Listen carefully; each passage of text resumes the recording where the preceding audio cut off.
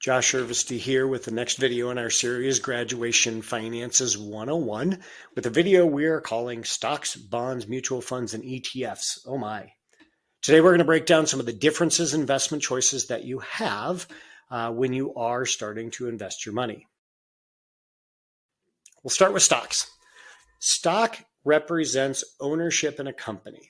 So if I own stock in a company, I own a small sliver of that company.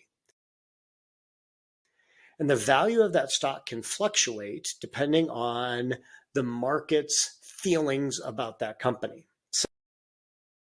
So if the market or other people that are investing or considering investing think that the value of that company is going to grow, they will buy more of that stock. And depending on the supply and demand, it can drive up that price of the stock, meaning that if you own some of it and the price is increasing, the value of your investment grows.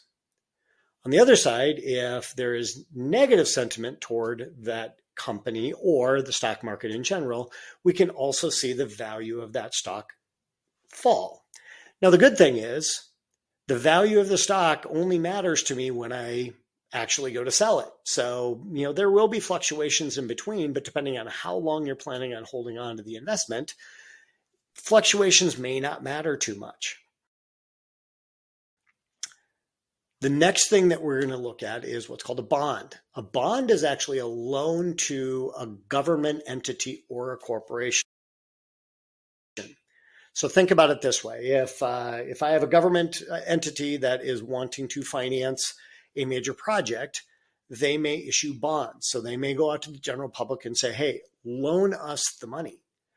And then if you loan us a little bit of the money, we are going to pay you an interest rate over the period of that loan. And then at the end of the loan, we will give you your money back. And along the way, we have earned interest. So a bond is a loan to a government entity or a corporation.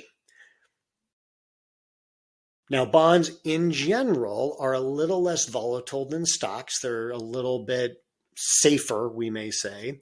However, that is also not a guarantee because the bonds can go up and down and they can experience some volatility as well, but they tend to be a little bit more secure.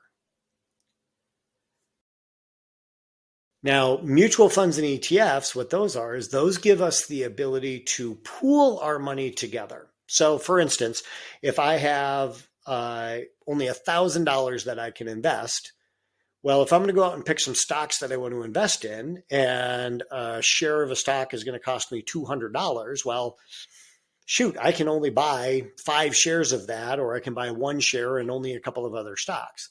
A mutual fund or an ETF, what it's doing is it's taking all of us or several of us that want to invest in something similar, like a specific segment to the market or a specific risk level, and it will pool all of our money together. And then the fund manager will go out there and buy all the different stocks and bonds or a combination of them. And what it does is it allows us to do what's called diversify, which means we're spreading our risk among several different holdings. It also gives us more buying power because now I can buy more companies because you and I are investing together. So mutual funds and ETFs a lot of times are a really good place for people to invest because it allows us to spread our risk out, spread our holdings out, and allow us to diversify our holdings better than if we are trying to pick individual stocks and bonds. The other danger becomes if I'm trying to pick an individual or stock or bond that I think is going to be the next greatest thing, a lot of times I can be wrong. And now I've put a lot of trust into one specific investment that might not pan out for me. So it is important to diversify, to spread out our assets depending on what our objective is.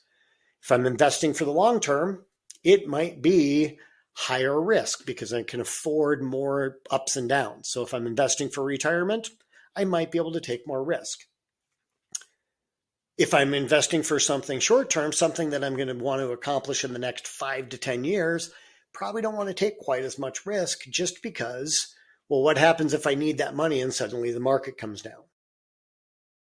So, we're going to want to pay attention to what our objective is with our investments and then balance our risk between stocks, bonds, and other safe fixed investments to match what our risk tolerance and our time horizon is. So that's the basic of stocks and bonds. I hope you found this helpful as far as your specific needs and your specific risk or objectives. I do recommend consulting with a financial advisor that can help talk you through your specific situation to figure out what the best mix of investments are for you, as well as to guide you through what some investment choices that you should be looking at may be. If you enjoyed this, please like and subscribe and share it with a friend. Have a great day.